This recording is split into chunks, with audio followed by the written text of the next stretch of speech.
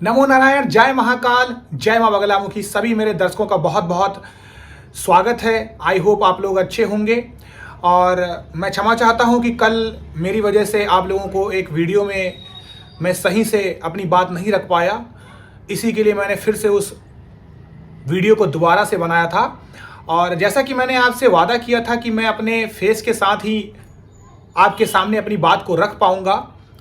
So I hope आपको आज मेरी जो भी बात है वो क्लियर तरीके से सुनाई देगी, क्योंकि मैंने दूसरा सेटअप कर लिया है। तो ऑडियो से रिलेटेड अब आपको प्रॉब्लम नहीं आएगी। और मैं कोशिश यही कर रहा हूं कि मैं अपने फेस के साथ ही आपको वीडियो बना के दिखाऊं, जिससे आप मेरे से एक पर्सनली तरीके से टच में रहें और एक अपनापन सा रहे। और मैं आप लोगों के सामने बहुत जल्दी लाइव सेशन भी लूंगा, जिसमें मैं आपके क्वेश्चन के आंसर भी दूंगा। और बहुत से मुझे डीएम आते हैं कि मुझे दीक्षा चाहिए, मैं आपसे दीक्षा लेना चाहता हूं। एक लेडीज़ है, उन्होंने भी मुझे मेल किया था।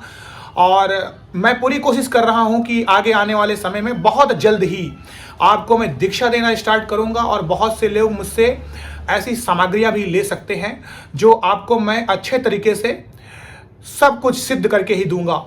तो अभी मैं अपने टॉपिक को स्टार्ट करता हूं। देखिए, आज का जो टॉपिक मैंने लिया है वो लिया है कि सिद्धियां, यानी मंत्रों की सिद्धियां कितने जाप के बाद हो जाती है। ये मुझे एक प्रश्न पूछा है और आप में से कई लोगों के दिमाग में ये सवाल जरूर आता है। क्यों आता है? क्योंकि आप मंत्र के जाप तो कर रहे हैं, लेकिन आपको पता नहीं है कि आपकी जिंदगी में कब वो उजाला आएगा जिसकी आपको चाहत है, कब आपका वो सपना पूरा होगा, कब आपकी मनोकामना पूरी होगी।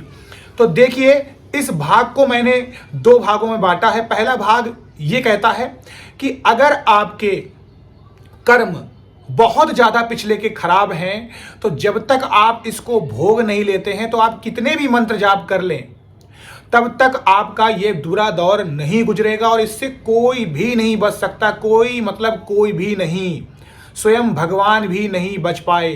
तो ये कहने का मतलब ये है कि ये जो दौर होता है ये आपको भोगना पड़ेगा, क्योंकि मनुष्य का जीवन एक साइकिल के रूप में हुआ है। आप जो भी अभी कर्म करते हैं वो भी आपके साथ लिख रहा है, जुड़ रहा है, और अगले चरण में फिर आगे बढ़ता चला जाएगा।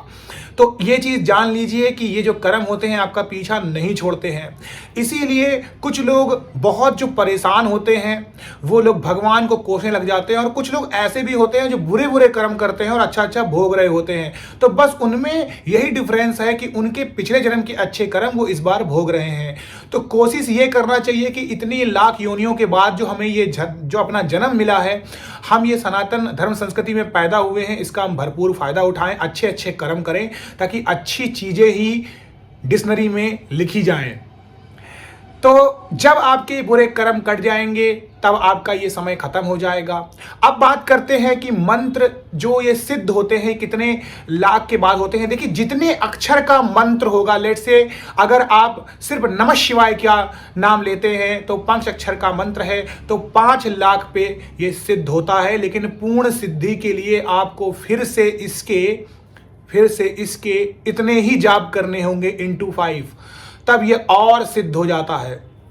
इसी तरीके से कोई भी मंत्र हो, चाहे वो गायत्री मंत्र हो, चाहे वो माँ बगलामुखी का मंत्र हो, जितने ही अक्षर का होगा उतने ही लाख जाप करने पर खुलता है। कुल मिला के बात ऐसी है कि ये जो मंत्रों को खोलने का तरीका होता है, इसका मतलब होता है कि ये सारे मंत्र श्रापित हैं। अब श्रापित का मतलब यहाँ पर ये कदापि नहीं है कि मंत्र बिल्कुल काम नहीं करेगा। लेट्स से अगर आपने कोई भी मंत्र YouTube से उठाया, या किसी भी इंसान ने, चाहे कोई भी गुरु हो आपका, ऑनलाइन हो ऑफलाइन हो, अगर आप उसके द्वारा दिए हुए मंत्र को उठाते और करते हैं तो मंत्र काम नहीं करेगा। क्योंकि मंत्रों का प्रॉपर एक तरीके से उत्कीलन होता है, और समाज के हित के लिए ही भगवान ने उसको श्रापित कर दिया था। क्यों श्रापित किया था? क्योंकि एक जो वेला इंसान होगा वो उस मंत्र को तुरंत किसी पर फूंक मारेगा और उसका काम तमाम। तो भगवान ने कहा है कि आजकल के कलयुग के दौर में हर आदमी इम्पेशेंस है, यानी अधैर्य है, उसके अंदर धैर्य नहीं है।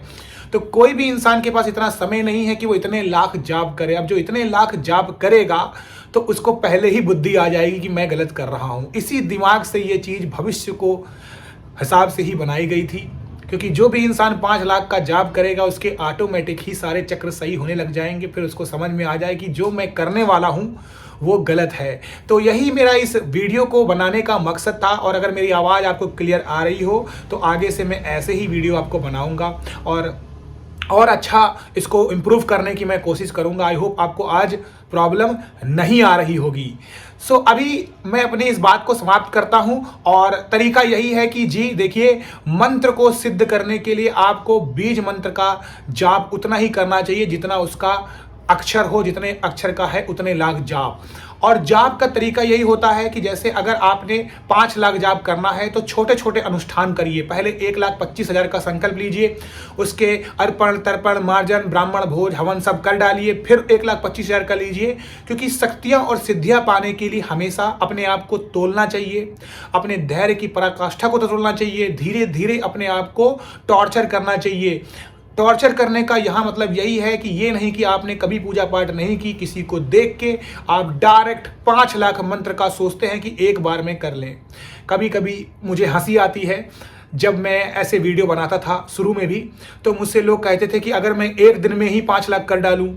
अब इस क्वेश्चन को सुन के मुझे हंसी भी आती थी और आश्चर्य भी होता था कि 5 लाख कैसे कोई कर सकता है। हो सकता है ये एक मजाक हो, लेकिन आप में से बहुत से लोग हैं जिनके दिमाग में ये ख्याल आता होगा कि चलिए एक बार में कर डालते हैं। तो ये जो साधना का क्रम होता है ये निरंतर चलने वाला क्रम है, ये एक बार में कभी भी कोई चीज़ नहीं करी जाती है। आप धीरे धीरे करेंगे तो सफलता मिलेगी, है ना। करत करत अभ्यास के जड़मति होती सुजान, रसली आवत जात पर सिल पर पड़त निशान। तो धीरे धीरे करने वाला ही निरंतर आगे बढ़ता है। याद करिए, कछुआ की चाल से चलने वाला ही हमेशा जीतता है। यहाँ पर बात ये नहीं है कि खरगोश जीत सकता नहीं है, खरगोश भी जीत सकता है अगर आप डिसाइड कर लें कि हमें तेज ही दौड़ना है या धीमे दौड़ना है। लेकिन निरंतर दौड़ना है तो फिर कछुआ भी जीत सकता है, खरगोश भी जीत सकता है। तो दोनों जीत सकते हैं, बस तरीका वही है जी, आपको धीरे धीरे आगे बढ़ना चाहिए, धीरे धीरे सब चीज़ करना चाहिए। इससे अपनी कैपेसिटी, अपने सामर्थ्य को भी आप टटोलेंगे। मंत्रों की धीरे धीरे छोटी छोटी सिद्धियां आपको मिलेंगी तो आप बड़ी सिद्धि भी कर पाएंगे। भगवान का साथ मिलता रहेगा और मंत्र की शक्ति आती रहेगी। आपका ऑरा ब्रॉड होगा, चक्रा ब्रॉड होगा। अपने आप को आप पहचान पाएंगे, और अपने आप को पहचान पाएंगे तो परमात्मा को भी पहचान पाएंगे। इसी के साथ अपने आज के इस टॉपिक को मैं समाप्त करता हूँ। नमो नारायण, जय महाकाल, जय मां बगलामुखी।